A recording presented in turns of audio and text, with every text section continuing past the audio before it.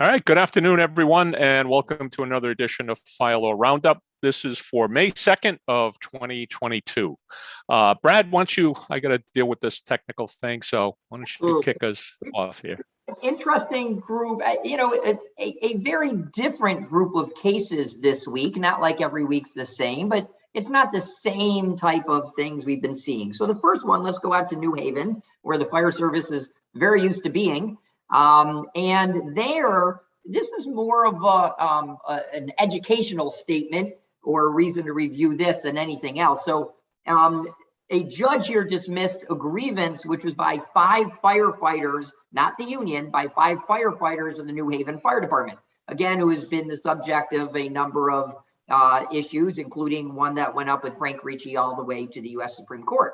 So having nothing to do with that, here the allegation is that there was a memorandum of understanding entered into between the union and the city. And like almost all paid services, the union represents the firefighters. So in 2019, these 5 firefighters wanted to grieve New Haven City's non-compliance with the memorandum of understanding. But their local, the union, did not want to or declined at that time to take the matter to arbitration. So instead, the firefighter said, okay, fine, if you're not going to do it on our behalf, we'll sue. And they did, and they contend that their future promotional opportunities were being jeopardized by the city's non-compliance with the MOU. The suit gets dismissed, and I think it's interesting. I pulled out 2 reasons from the court's decision, but they said, listen, the grievance belongs to the union, not to the firefighters. And unless there is a finding by a court, which they said won't be this one, unless there's a finding by the court that the union breached its duty of fair representation of its members, then the individual members can't advance a grievance. And the court held that, look, as a matter of law, where a collective bargaining agreement only permits the union to take a grievance to arbitration, that the employee has no further remedy whatsoever, unless, again, he can prove the union, breached its duty of fair representation. But then the court said, this complaint doesn't seek to do that, doesn't seek to get that finding. So the court does them a favor. The court dismisses it, but dismisses it without prejudice, meaning you can refile and come back again once you get this issue disposed of. But that's really it. It's not groundbreaking, but it is a nice little lesson for members of unions that you can't just run off to court for, just because your union doesn't want to take your case, so to speak. Yeah, and this is an important issue for collective bargaining, and it's often misunderstood. Like firefighters are saying, well, why can't I bring the grievance myself? And I have firefighters contact me. They're unhappy. Their union wouldn't agree to advance a grievance to arbitration. And the point here, if you think it through, like at the surface, you may not understand why. But when you think it through, let's say you have a vacation policy, and the vacation policy allows, let's say, seniority and rank, okay, and you have a certain captain that doesn't want it to be seniority and rank. The captain wants it seniority total on the job.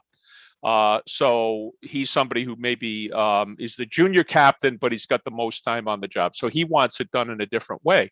If any firefighter is capable of challenging, whether it's bringing it to court or bringing it to arbitration without the union, then one firefighter can upend the way that 500 firefighters want a certain policy handled. So it actually makes a lot of sense. And I know when we see cases like this, there's a lot of folks that are like, oh, this isn't fair. If they want to get their own attorney, why can't they get their own attorney? And, and some grievances only affect one particular member, but other grievances affect a lot of other people. And so the bottom line principle is that the grievance belongs to the union. If the union takes it to the first step, takes it to the second step, but does not agree to go to the third step or does not agree to go to arbitration, that's the end of the game. And I'm a little bit surprised the court even suggested that if there was some sort of bad faith, or the union had breached their duty of fair representation, that would allow them to bring it, because the breach of the duty of fair representation gives a cause of action to the member to recover monetary damages from the union. That's usually that's more typical of the remedy that I would think, as opposed to allowing people to proceed on their own. But at any rate, each state is a little bit different in terms of its collective bargaining here, and certainly, Connecticut follows that, where if there has been a breach of the duty of fair representation, the individuals then can proceed. But you've got to, like you had mentioned, you've got to establish it. You've got to go to another court. In Connecticut, you take it to the state labor board, and they would then make the finding, and then at that point, you'd have the opportunity to come back. And it's a very tough obstacle to overcome. I mean, the union has a lot of concerns, which, as you said, are not aligned to every single individual, but the good of the whole. And, it is tough to say that the good of the whole, that your concerns outweigh the good of the whole, and the union was wrong in not considering them. Right. Smaller unions face this all the time because they simply don't have the money to pursue it.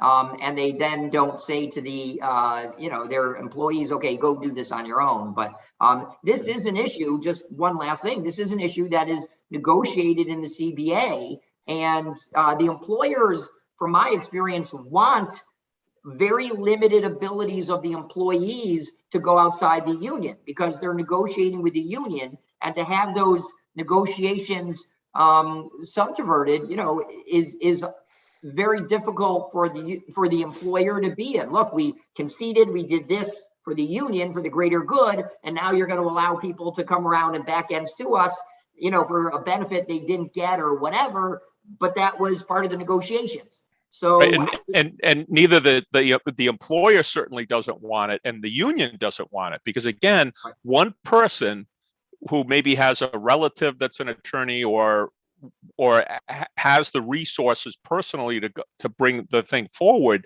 can then upend the way that the union had negotiated it and the way that the majority of the members would like to see it done. So it's hard when you're that one person. It's hard to kind of stomach, but it is what it is. So okay, so now we're going to trek over to South Dakota.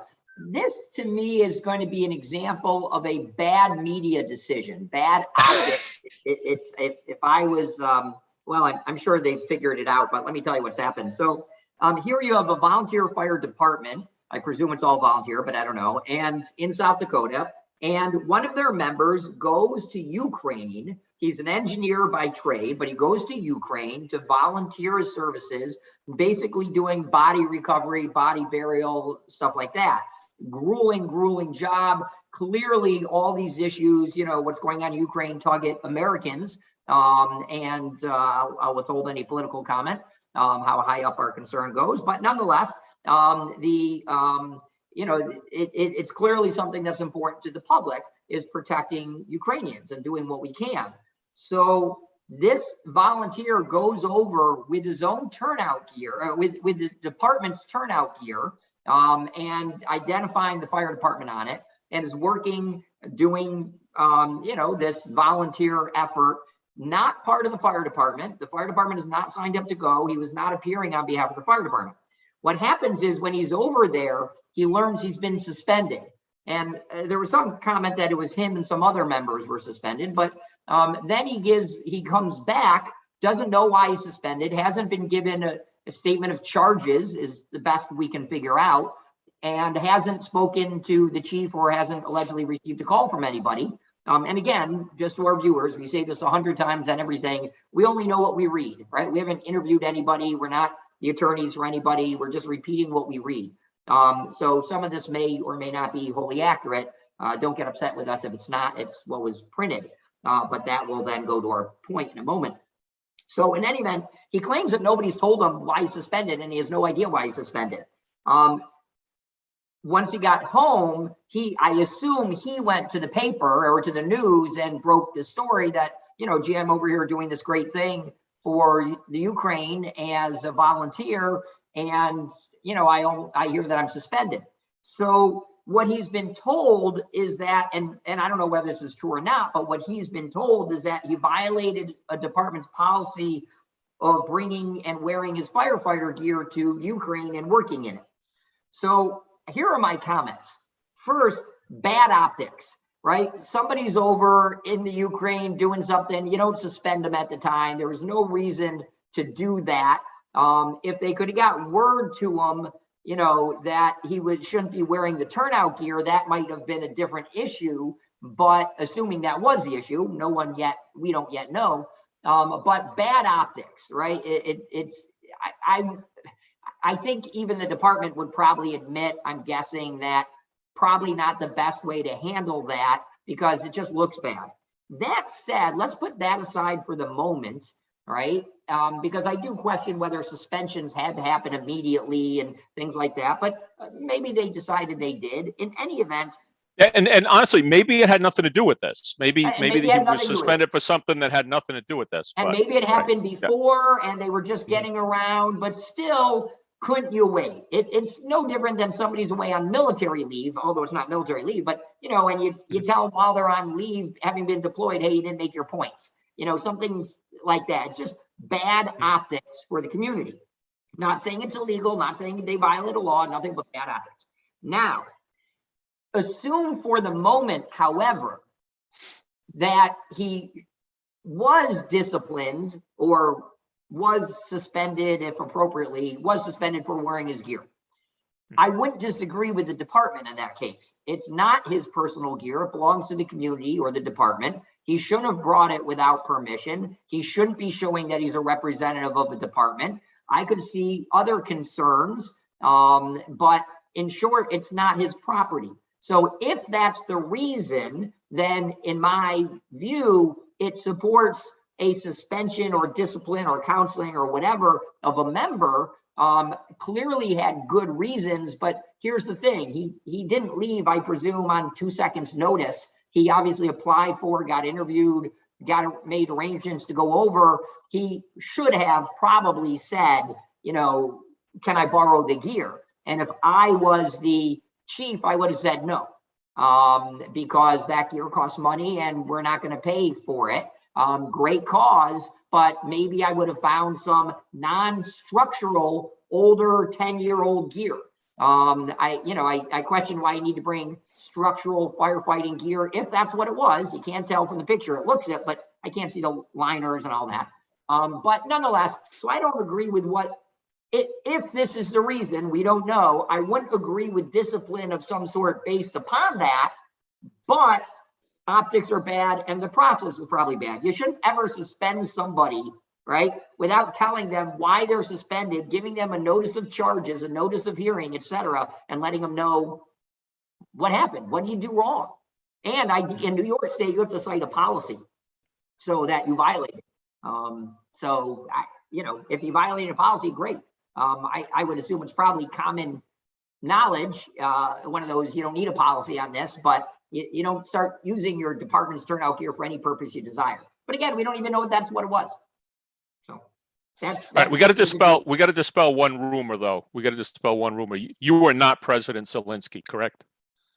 I don't know. I've been told I look a lot like him. My Ukrainian is not great. I think you have a bigger personality than him. It's funny because he's Jewish and he was an actor and a lawyer. I mean, like, it could be. Well, where's Pinsky? Now, where are the origins of Pinsky? We are Lithuanian, but interestingly, I'm actually Russian because Russia invaded Lithuania in the year my family was leaving, I guess, and so. You know, I'm technically Russian, but we say Lithuanian because, you know. What was the original? Was it originally Pinsky with a Y, or what was it originally? Do you know? No, it's Pinsky with a Y. Yeah. It was. So I didn't know if sometimes I know with a lot of the Italian names, they kind of. Yeah, no, Pinsky and Minsk are towns in really? Europe. So Pinsk is where my family came from. Huh. But I'm also not related to Dr. Robert Pinsky, the poet laureate, or Dr. Drew Pinsky, the TV host, or Dr. Right. Okay, so let's head over to Memphis. This is really, I don't know what it is, but let me tell you what happened. Very long facts. I can summarize deeply. So you have a Memphis paid battalion chief. She was ordered terminated, and then the whole thing that we're going to talk about is she's been reinstated. But the facts are crazy. So let me just do them in about a minute. And again, this is what the court said happened. So she is asked by a fellow firefighter to come over and witness a will. And as people may know, you need one or two witnesses to a will to say that you're actually the one signing it. That's all you're witnessing, is that, yes, you were the one who signed the will. You don't look at the contents. You don't know what it is. You're just witnessing a signature line. That's it. And usually there's two witnesses at the same time. In any event, she signed that. The firefighter she signed it for died shortly thereafter in 2010. And the children contested the will, which is not uncommon, but the children contested the will. Now here, I don't know how we got there, but it's unimportant, is somehow she's alleged to have forged signatures. And she's allegedly charged and being investigated with forgery. And we won't go off on that road, but let's accept that as the allegation against her. She then is arrested for having an involvement in the creation of this false will, which includes forgery. The fire department is mentioned in the news statement, and they claim they're embarrassed based on the arrest, not conviction, based on their arrest, and they basically terminate her. She appeals the termination to the city, and the appeal is held in abeyance for 8 years. Then the appeal is finally decided in 2020, and the city upholds the determination of the. But that was after the criminal charges were dropped. So in that 8-year interim, the criminal charges were dropped. And nothing happens to her whatsoever. Right. So instead, what this city does is they make their own independent finding based on court testimony. I'll talk about this, that the chief committed perjury. So I assume they don't conduct their own investigation. What it sounds like they did is they read the transcript of the surrogates court, and they then believed totally incorrectly that the surrogates court found that the chief committed perjury. She then surrogate court being that's what we call the probate court, but that's where the will contest took place. Right, and they're asking whether that court looked at was the will valid and not valid. But here's the thing. So she then challenges the city's determination, which was made upon allegedly what the surrogates and probate court said. And the court says, wait a minute, we read the transcript. Surrogate court never made any finding whatsoever as to the chief's statements or actions. And so any decision based on what the surrogate court never said is arbitrary and capricious. They throw it out and have her reinstated. But my God, look at how much time this took. I mean, and she's reinstated as a chief. To be out of a department for 11 years and now be reinstated. Especially a metro fire department. You know, Memphis is not a small fire department. No. So I don't know what they're going to sign her to, but here's the trouble for them. And this is what I was thinking. You come back after 11 years. Now we got to figure out, what do we do with you? You can't treat her differently because you're the one who wrongfully put her into this position, says the court, of not being there for 11 years. Wow. So this is going to be interesting to see. You can almost bet there's going to be some sort of allegation of unfair dealing when you put me back in and you set me up to fail and then you fired me. Who knows, right? She's entitled to back pay. They ordered back pay and ton of money and others. But yeah, I thought it was interesting that what it seems like, and again, the fire department and the folks there may have a lot more knowledge about the allegations, but from what the court said, there was some shenanigans with regard to the will, but there was no proof that she was involved in it. In fact, she said she saw him sign the will, and that she said that under oath that she saw him sign the will. Well, that may very well have been, and then after that point, somebody substituted some pages in the will, and that's where the fraud took place, that she would have had absolutely nothing to do with. Right. And that's, and for somebody to lose their job for 11 years based on a misunderstanding like that. And again, there may be other facts and other things out there, But, so it leads us to a good question, right? Let's put this into a more common thing. What do you do when one of your employees is arrested, right? And it's in the news. Normally what I'm saying is this: we're going to put you on administrative leave. There's two versions now. Do we pay you or not pay you? And by the way, the first thing I always look at is, does the arrest, if proven true, if the crime is proven true, does that really affect your ability to be a firefighter, EMT, et cetera? You better make sure that what you did is not compatible under the 8-step federal test or another state test if you have one, but you better make sure the crime is not, the alleged crime is not compatible if true. And in that case, all you're really trying to do is put the employee, my view anyway, and others take very different views. I can't wait to hear yours. But my view is you put them in a position where they can do no harm, but they're still working. If they can't work because the crime is incompatible with any job they're qualified to hold, then we're putting them on administrative leave. The point I often get is, do we pay you while you're on leave, or do we not pay you and then owe you back pay and substantial penalties? And to me, that's based on the crime, right? What are you accused of? Now, if you're sitting in jail, different issue, right? If you're sitting in jail, different issue. And let me say this case highlights something, although done in a not good way. Just because there's criminal charges pending doesn't mean you're prohibited from investigating the same allegations. So I had a case where, it's my favorite, we get a call from a store that, hey, we just arrested one of your clients, firefighters. And I said, well, how do you know they're a firefighter? And they send the video over and they're wearing the big fire department jacket. I'm like, okay, well, that could be. We then, instead of waiting for some plea down deal, which will result in nothing, we use the video to prosecute the employee based on our own findings of fact.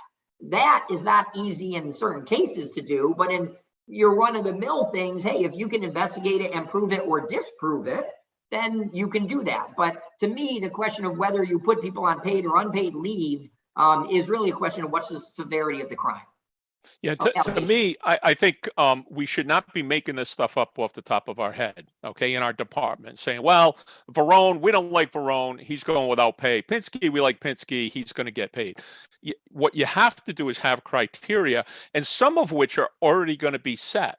Now, in my state, you can suspend someone without pay immediately if they're indicted. Once they're indicted, and the indictment happens with a felony, once you're indicted, any public employee would be suspended without pay. Short of that, you're going to have to give them a hearing and have criteria. You need to have criteria upon which you can suspend someone without pay. You can't just be making this stuff up and saying, oh my God, he did that, he's going to be suspended without pay.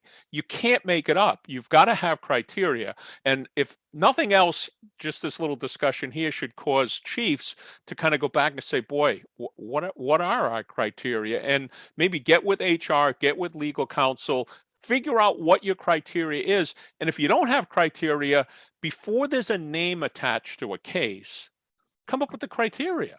And, maybe research some other fire departments of comparable size in your jurisdiction or in your state, and figure out what would be an appropriate sort of a benchmark or demarcation between where we're going to go without pay and where we're going to go with pay. And as Brad said, I think if you can keep someone employed, if you can keep them on the payroll, if it's something that is not going to impair their ability to work, that's probably your better option. But where the nature of the allegations are such that you can't have the person in the workplace while the charges are pending, then you have that dilemma, paid or unpaid.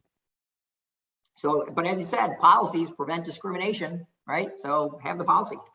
Okay. And you know what? It's so important to figure this out before you have names attached, because once names get attached, then you end up doing it, and maybe you like the person. Okay, so you this is the first time it happens, so you do it in a certain way and you handle it in a certain way. Okay, a couple of months later, now somebody who really isn't worthy of some sort of compassion has the same thing happen, and you've already done it in one way, and it can happen in the reverse order too.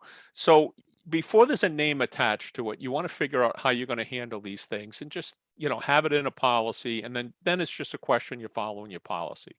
And, you know, and for those who are tuning in for the first time, and I know our subscription numbers keep going up as they should, but to those who are tuning in for the first time, one of the benefits that I really feel of this video podcast is that you get to learn from the mistakes of others.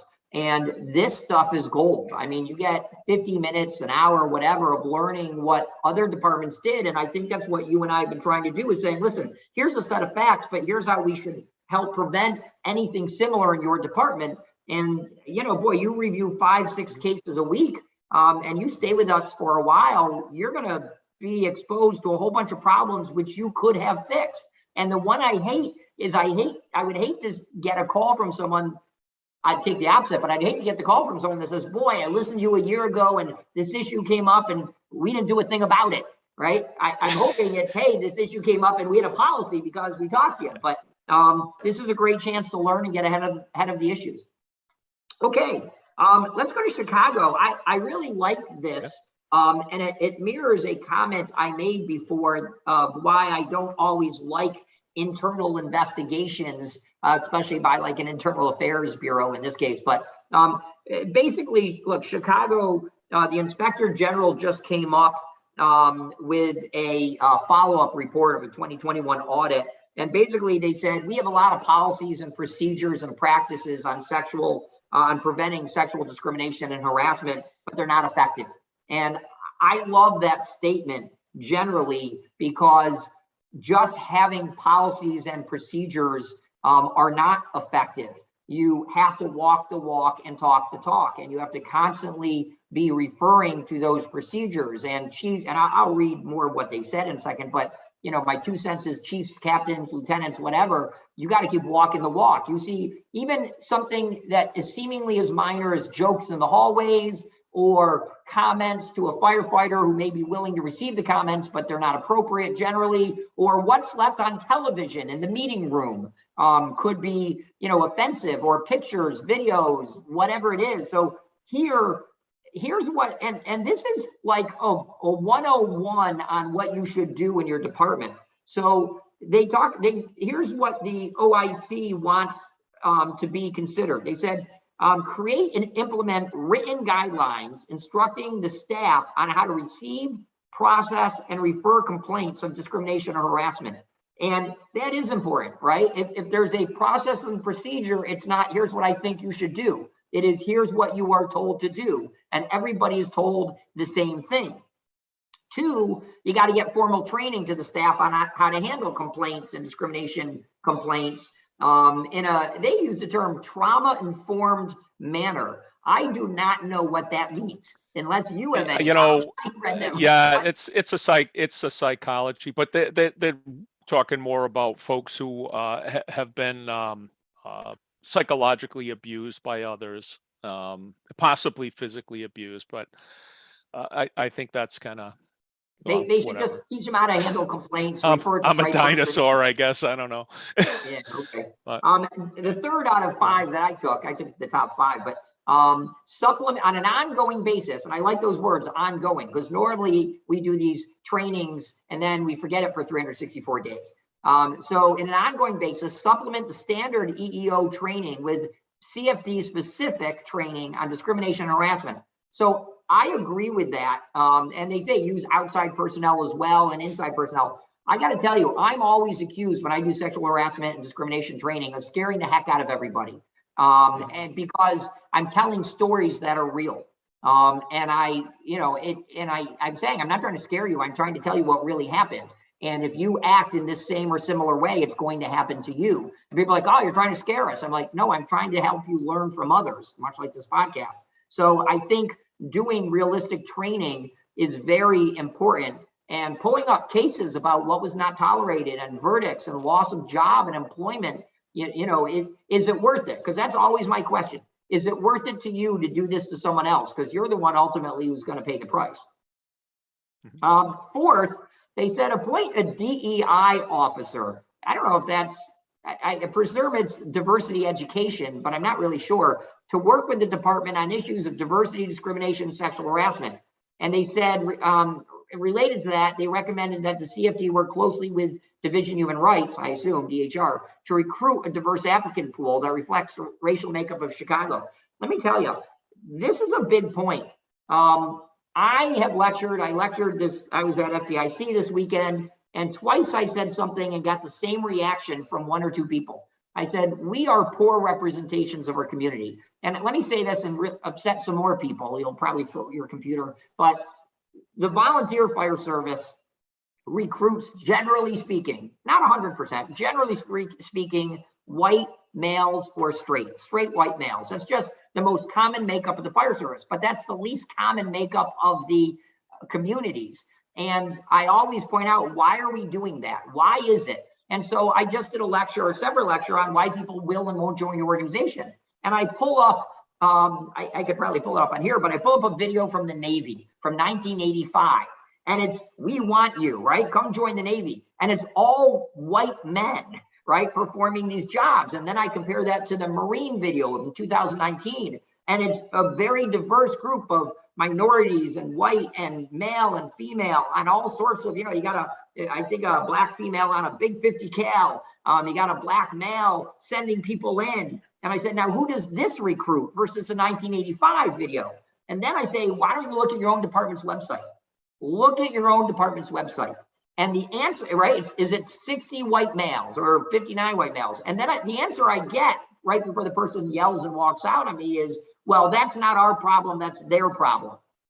And it ignores, that type of attitude ignores a fundamental truth that we're seeing a lot now. Just let me get my soapbox for a second, because this point is important for departments, right? We're a mostly all white male makeup, where many aren't. I have clients, with 95% African American from their department. But here, if people can't see themselves in the position, and you don't help someone see themselves doing the job, you will not recruit them effectively. So for example, if I showed you like Broward County Sheriff, they have this young Hispanic female in, uniform with a gun, etc. Well, who do you think that's allowing to be seen in that uniform, right? We've seen enough white, large, strapping males in uniforms, turnout gear, etc. So put other people in the uniform and help see them there, and put diversity, whether you have it or not in your department, at least claim and state you want diversity. But all that comes from, how are you going to be treated? I know departments who've recruited a lot of women and minorities, and yet their turnover rate is 2 to 4 times higher and faster than white males. If that's true in your department, you better start surveying, why is that happening? Why are the people joining less in proportion to the community? And why is the retention rate shorter and quicker out the door than somebody of a non-protected class? That's the investigation I think everybody should do. And unfortunately or fortunately, it requires exit interviews from some very significant, tough issues. And the exit interviews I am suggesting, and this affirms it, don't have your own people do it, right? It's having the person who committed the crime explain why that's not the right answer. Don't ask the perceived discriminator to ask the person discriminated against, why did you join?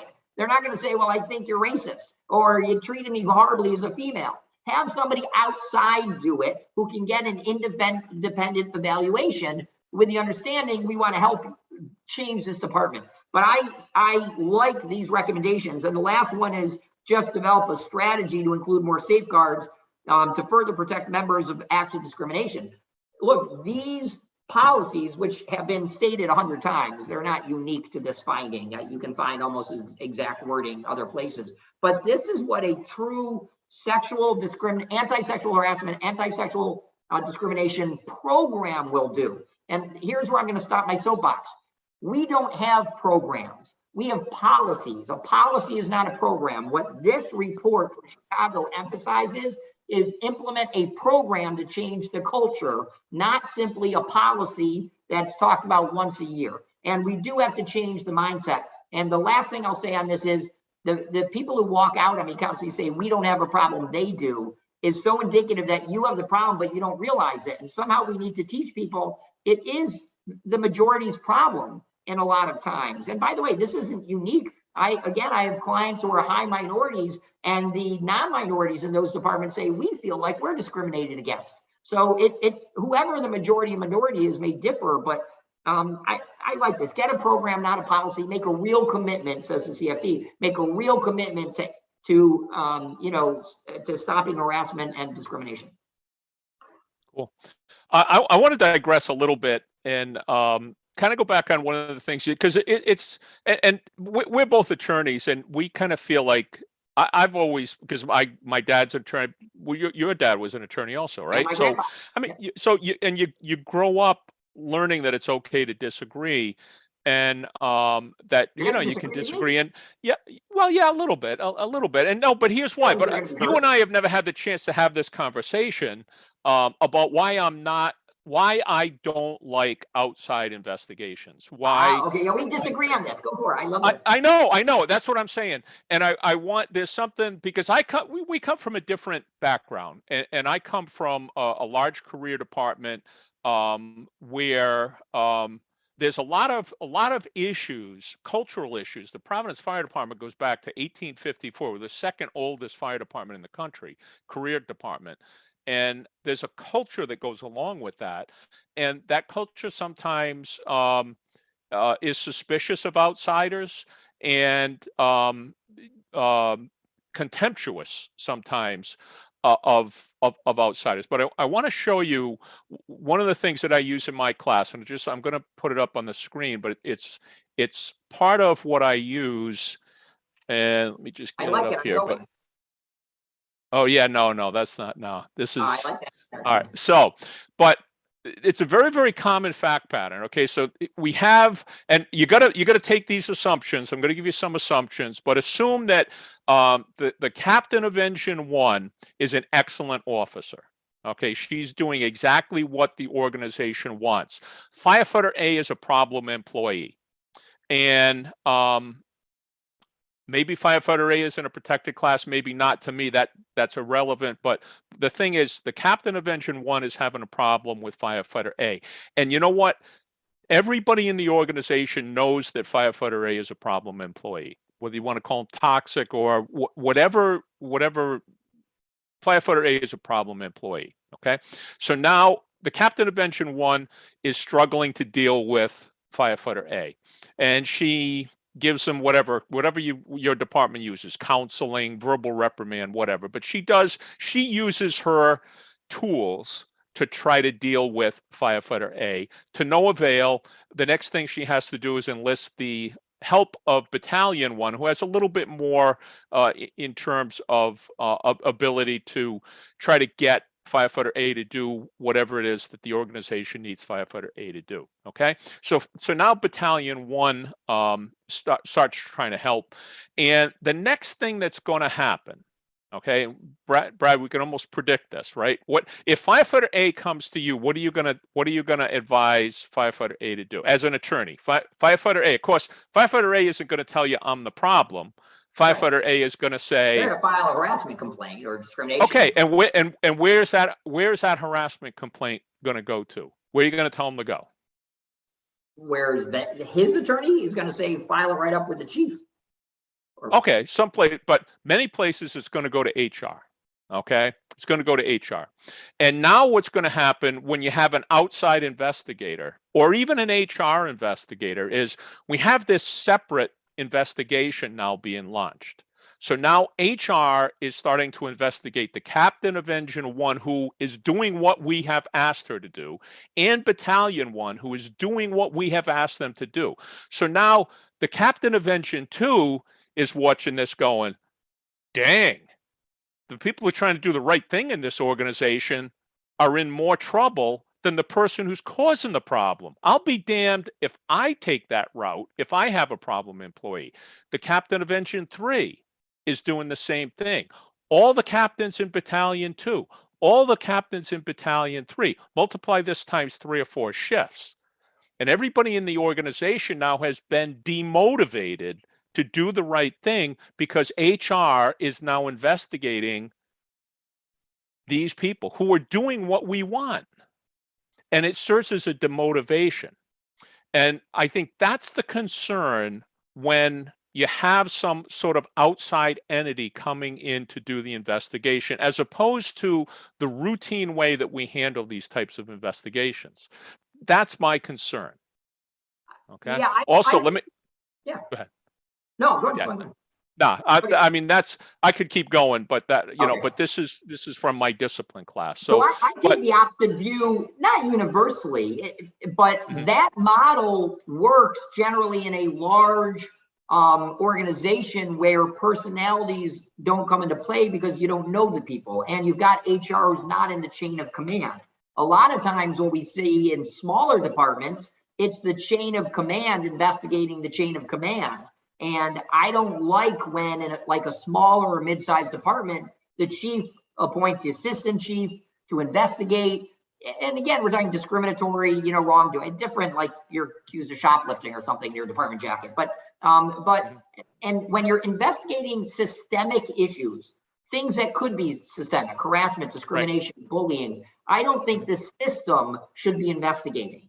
And that's really my point. And I will tell you, even in where you say, okay, I'm in a village department and I want the village board to investigate, even though they shouldn't because they're the ultimate finders of fact, or my problem there is there's too much close involvement. And so in smaller knit entities, or where there's really only one chain of command, I don't think they can fairly investigate. Right now, that said, let me take the opposite position. I am all the time, and I have two going on right now, as the attorney for a fire district, all the time I'm investigating the claims of certain firefighters, determining whether, or others, determining whether I think they're valid or not. Now, I can give two good arguments. One bad argument is if whatever my finding is, if that goes to court, I'm now a witness and I can't be the attorney for that. So what? That's a business issue, right? But I argue, people said, well, you're our attorney, aren't you looking out for us? I said, no, I represent the organization. I represent the district. I don't represent the wrongdoer or the accuser. So what's right for the district is to get to the truth and then correct the truth. So I don't mind the lawyer who's kind of in the middle of not really involved and sort of involved. But I've also challenged lawyers who've investigated, saying, wait, you've been dealing with this person for 5 years, 10 years, and now you're going to investigate? You're already biased, right, in advance. So it's there's too many factors to take one perfect view. I have no issue with what you said, certainly, and I would agree with what you said. When you have a large enough entity where you have a separate HR, absolutely, sure, why absolutely, not? They're not part of the system. Except that, you know, I think CFD has found that there is a systemic problem that comes from outside the fire department. It stems from the city itself.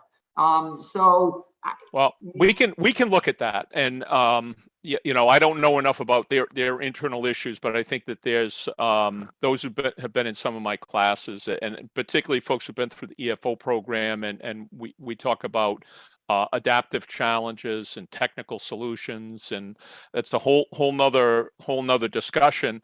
But often people with good intentions from outside the organization will offer solutions that are not realistic for the organization. They just are not. These folks, they've got PhDs in HR, and they're going to give you the textbook answer that works in 99.9% of the cases in cubicle world, but as soon as they step foot in a fire station, what works in cubicle world is not going to necessarily work. And for those of you, again, if you don't understand the distinction here between adaptive challenges and technical solutions, there's a book, Leadership on the Line, by Ron Heifetz and Marty Linsky, that's required reading. It was required reading, at least at the National Fire Academy, that sort of explains that. But it's about hearts and minds, and we have got some serious cultural issues that have to be addressed, and we're not going to get any closer to addressing that by just providing superficial solutions to really difficult cultural issues. And I think everybody agrees with that, but it's the willingness to embrace the need for adaptive challenge and transformational leadership that's critical. So, and look, the last thing I'll say before we finish up with New Jersey is, you know, the problem with the fire service is it's not for everybody, right? Yeah. We're trying to include rules that are meant to include everybody for a job that doesn't include everybody. And that's really where the, disabilities and things like that come in.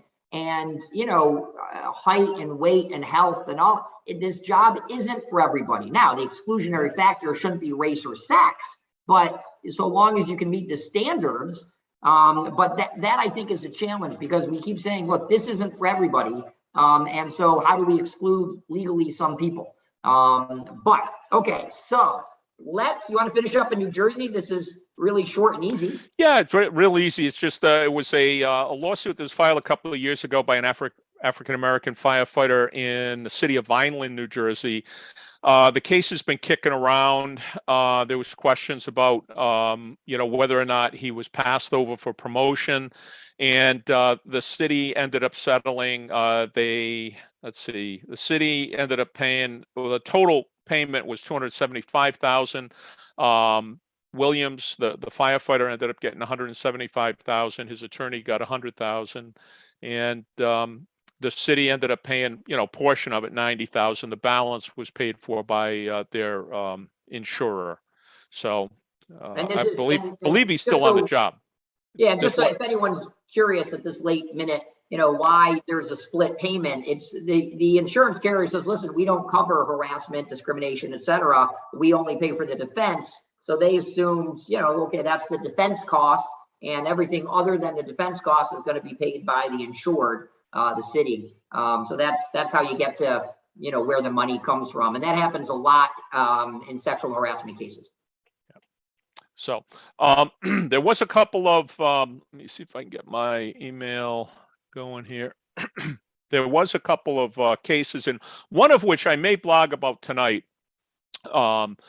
But it was out of Orange County, a battalion chief who was terminated for, for not enforcing the vaccine mandate. We covered that earlier last fall, or at least in the blog. I don't think we talked about it, but at any rate, the battalion chief in Orange County filed suit. He had been terminated, and he filed suit to try to get his job back, trying to claim whistleblower status. So, depending on what's going on tonight, I may blog about that. If not, the link is on the blog, or the link is, it would be in the newsletter that goes out tomorrow, so you could take a look at that. A couple of fires, volunteer firefighter arrested for setting wildfires. The apparatus accident cases that we've talked about, there were several of them. I think a couple of them have settled, but the trial date has been set for those. So there's an article on that. And one that's not necessarily a fire law case, but it's just a Bakersfield Fire Department fights off naked woman as they fight fire. So, those are the types of incidents that seem to inevitably lead to some sort of legal proceedings, whether it's assault charges or civil suits or whatever. But there's a link to that one in there. Leduc, there's another case. Boy, that poor city and the poor folks that are in there, they just can't get away from the headlines. And we had a tragic case here in Rhode Island where there was a fatal DUI accident involving a firefighter. So he's been terminated, and again, more off-duty misconduct, couple of off-duty misconduct cases as well. So do you find this, on that last topic, do you find that, just very quickly, CBAs are dealing with off-duty misconduct in the CBA?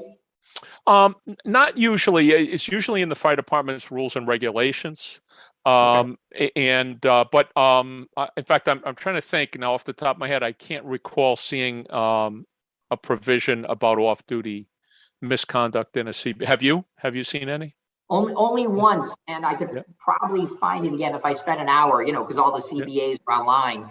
I've only seen it once, and I thought it was brilliant. I thought the fact that I don't think it's a mandatory subject, right, of negotiation, but no, I definitely think it's the right idea that the union agrees that what happens outside the walls of the department does affect them. So when I see these types of things, and this goes back to our first case, what do you do in off-duty misconduct type issues? or second case is, hey, it's dealt with in the CBA. So I kind of like it being dealt with. But anyway. Yeah.